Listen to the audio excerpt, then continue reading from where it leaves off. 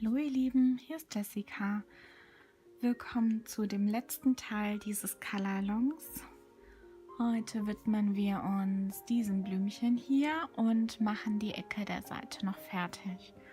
Und das war's dann auch. Dann legen wir mal los mit Violet und dieser Blume hier. Ich habe schon mal ein bisschen angefangen und die Farben geplant. Mit starkem Druck und kleinen kreisenden Bewegungen fangen wir am Ende des Blütenblattes an und lassen den Druck immer weiter nach, je weiter wir zum Blütenstempel hier oder zur Mitte des Blütenblattes kommen, zur Mitte der Blüte kommen, so. Und das machen wir für alle Blätter.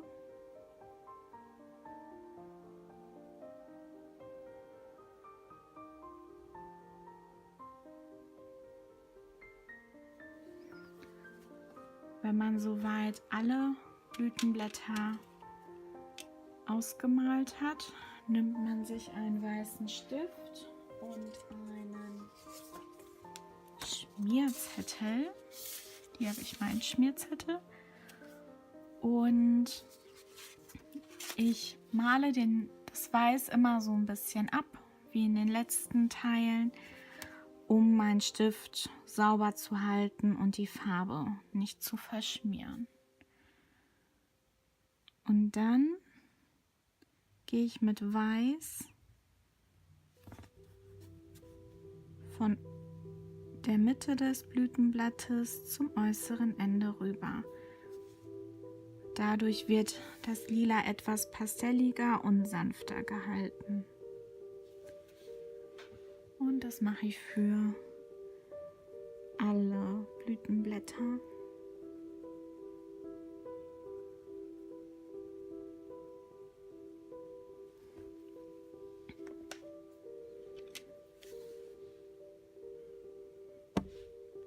Ups. Ich wieder an die Kamera gestoßen.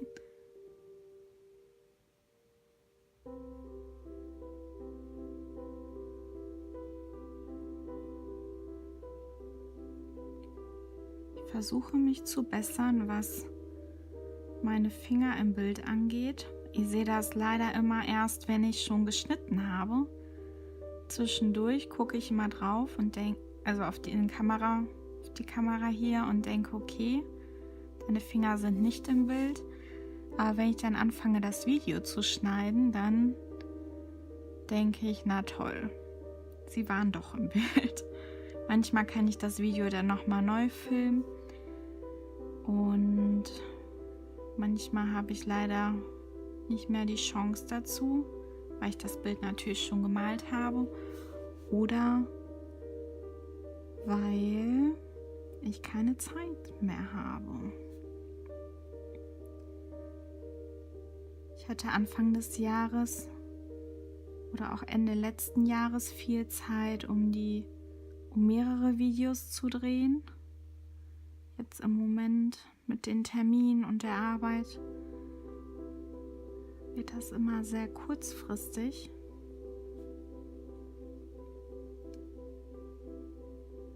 Und weil wir eine sehr schlechte Internetverbindung haben, dauert das Hochladen der Videos manchmal Tage. Das kann man sich kaum vorstellen in der heutigen Zeit. Aber leider sagt unser Anbieter, dass die Leitungen hier in der Umgebung sehr, sehr schlecht ist und sehr, sehr schlecht sind. Und auch wenn wir uns einen besseren Vertrag holen würden, würde es eigentlich keinen Unterschied machen.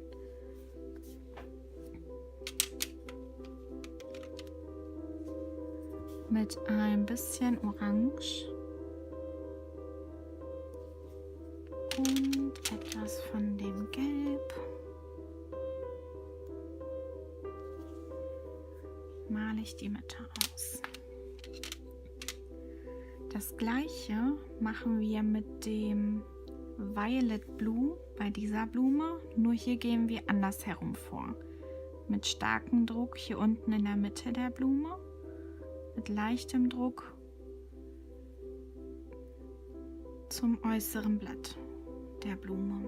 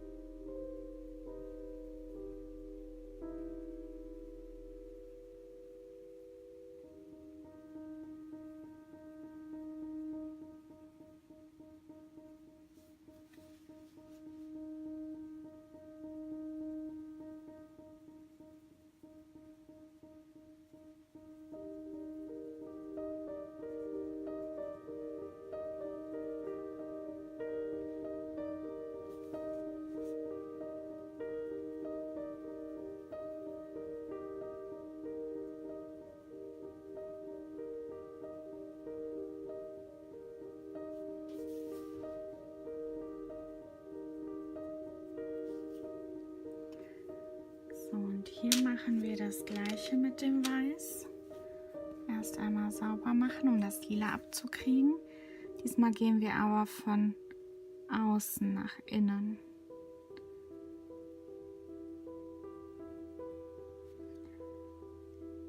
Das Weiß gibt uns die Möglichkeit, nochmal mehr Farbtöne zu mischen. Wenn ihr euch jetzt den Unterschied, ich hoffe, man sieht den Unterschied, dieses Blau hier sieht mehr blau aus und dieses Blau hier unten, das noch nicht mit Weiß geblendet ist, hat mehr einen lila Stich. Ich hoffe, man sieht das auch im Video, so wie man das hier auf dem Papier sehen kann.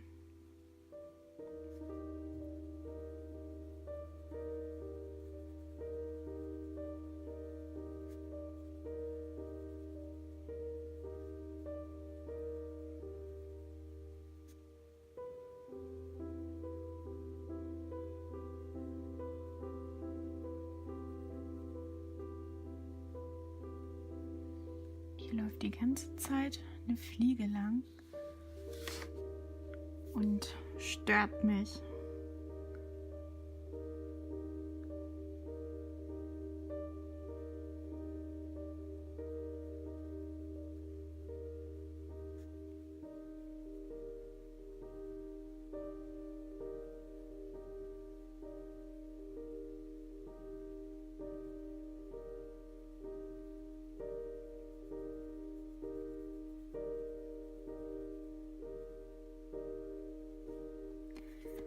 So. Und dieser Blume geben wir eine strahlend gelbe Mitte. Dann machen wir weiter mit der Blume hier oben. Hier gehen wir auch von der Mitte mit starkem Druck und kreisenden Bewegungen wieder nach außen und lassen den Druck nach.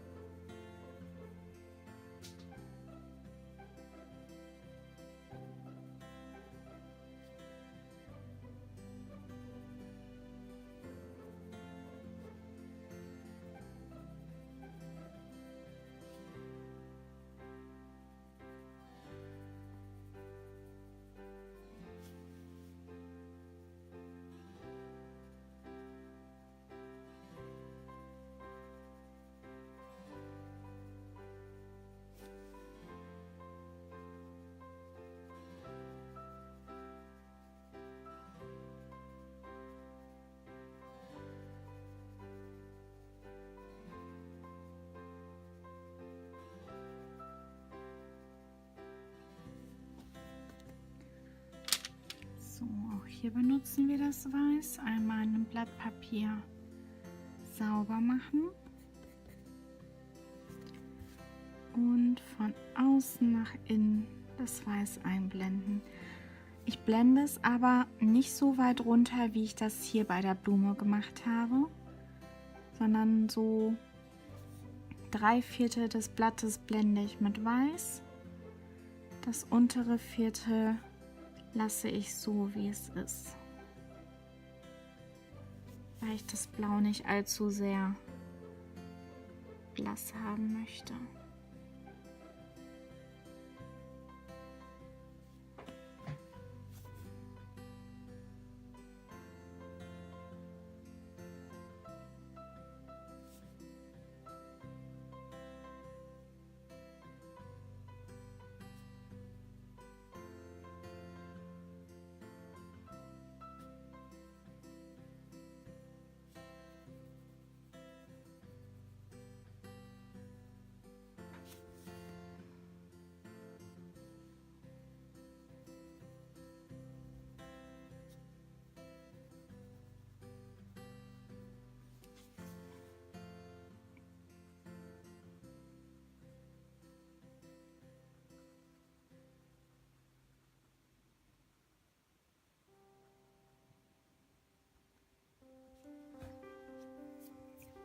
Okay.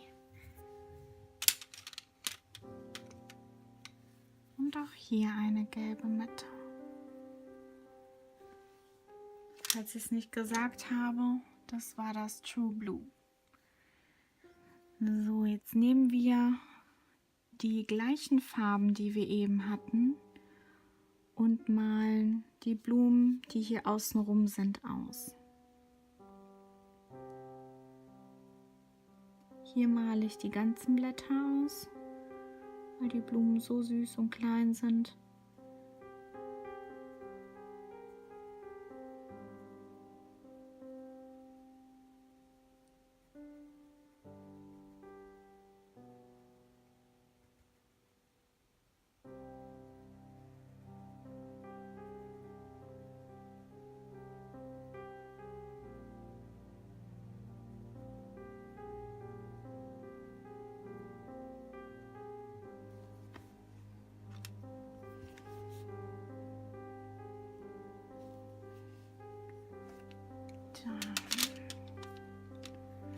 Das Violet Blue.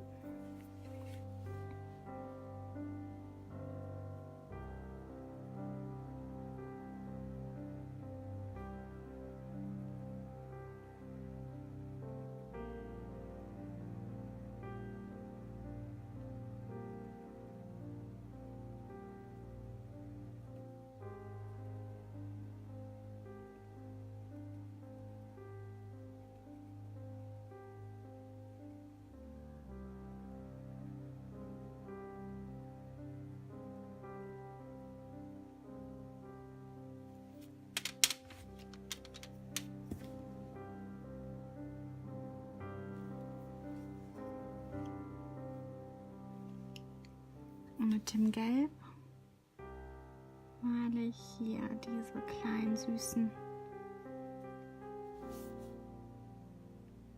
Flocken nach.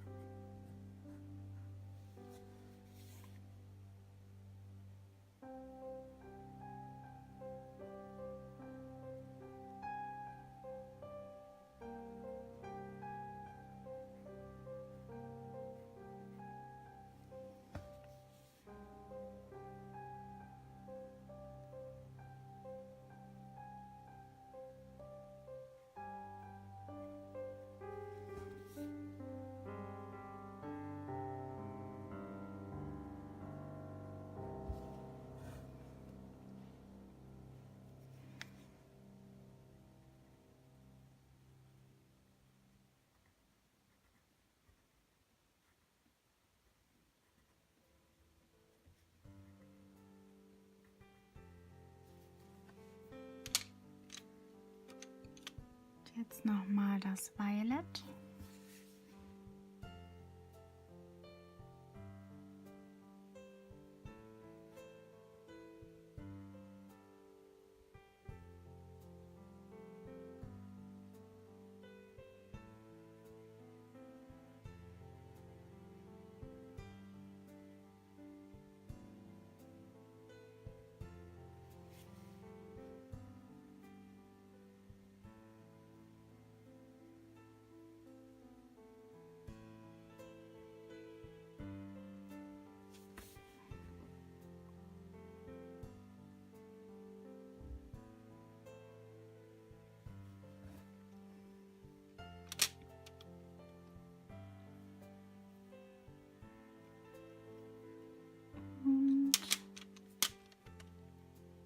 Welche Farbe nehmen wir denn für diese Blume?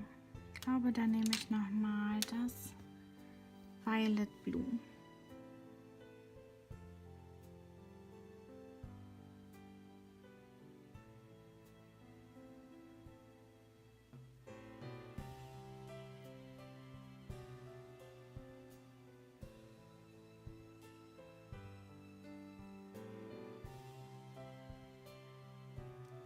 Ich habe einen starken Druck hier in der Mitte ausgeübt und lasse den Druck sanft nach, wenn ich nach außen gehe.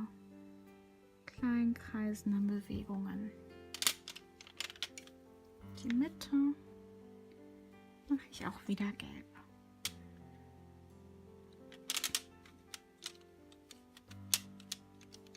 So, meine Weiß braucht ein bisschen mehr Spitze.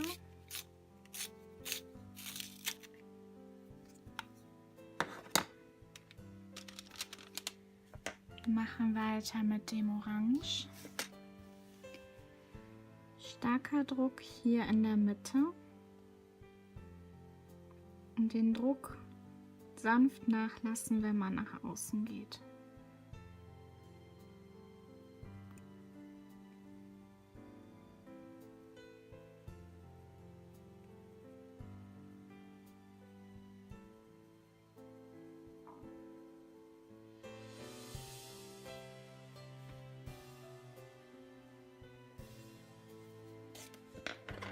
Und mit Weiß die Blütenblätterspitzen ein bisschen sanft einblenden. Nicht bis zur Mitte runtergehen, sondern wirklich nur die Spitzen.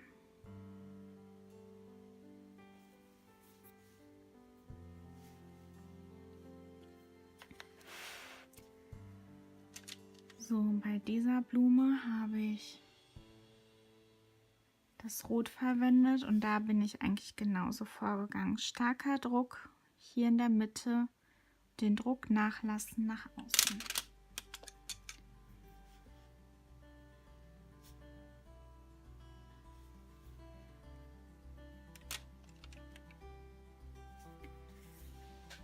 Bei diesen kleinen Blümchen, den hier, die hier auch so rumfliegen, benutzen wir die gleiche Farbe und zwar auch das Crimson Red. Starker Druck hier unten, den Druck sanft nachlassen.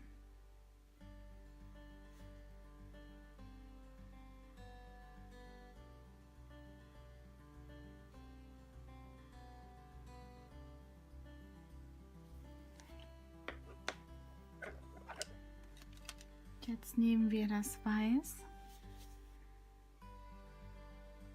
und malen über dieses komplette Blumenblatt, um diese rosa-pinke Farbe zu bekommen.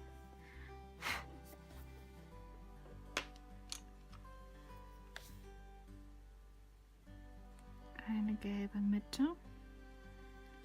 Mit dem Gelb auch aufpassen, dass ihr da keine fremde Farbe an der Spitze habt.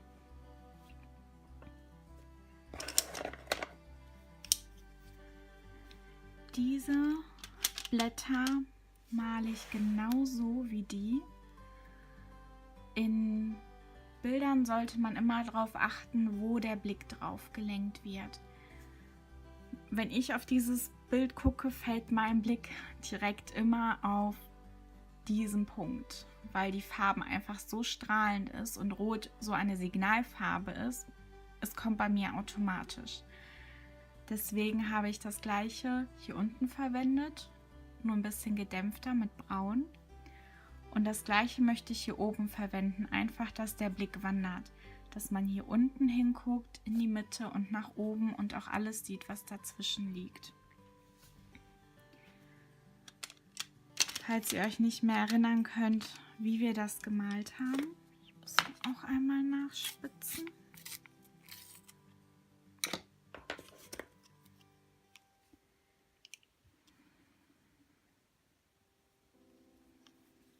Mit dem Rot nehmen wir mal das Blatt hier und starkem Druck in kleinen kreisförmigen Bewegungen malen und den Druck nachlassen.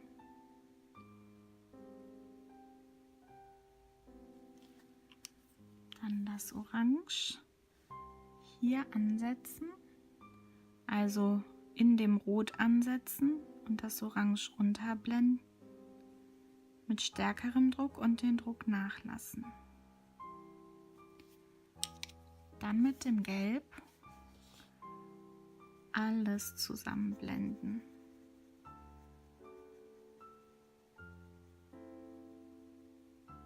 Da ist die Fliege. Da, seht ihr sie? Sie nervt mich so schrecklich. Ich gehe gleich erstmal auf Jagd. So, und das mache ich für alle Blätter, die diese Form haben. Den äußeren Rand versuche ich weitestgehend frei zu lassen, aber ich habe da leider ein bisschen reingemalt. Es ist aber nicht schlimm, es sind Schönheitsfehler. So, dann kommen wir zu diesen Blättern. Dafür benutzen wir Grass Green, Apple Green, Schwarz und das Weiß.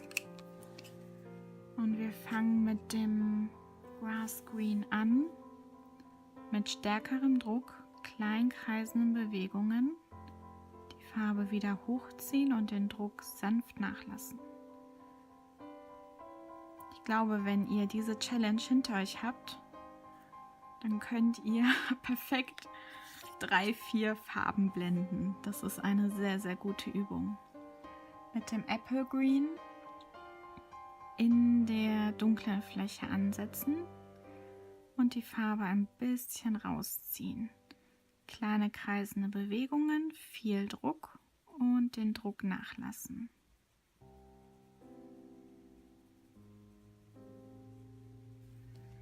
Dann mit dem Weiß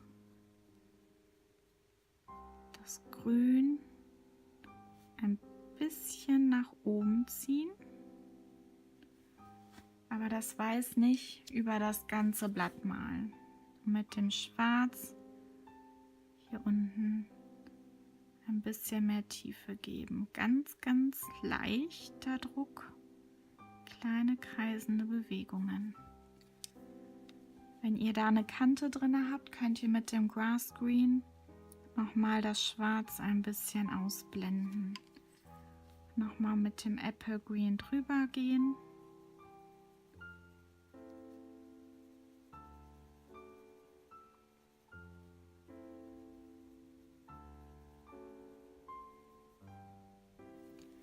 Schon sind wir fertig mit diesem Blatt.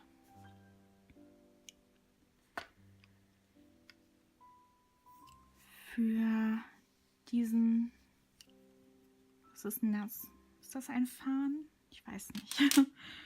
Für diese kleinen Blättchen benutze ich das Apple Green, Grass Green und mein True Blue. Mit dem Grass Green und starkem Druck male ich hier so das Ende des Blattes einmal an, aber nicht das komplette Blatt. Mit dem Apple Green blende ich das aus. Und das True Blue benutze ich, um das Ende hier nochmal etwas dunkler zu machen.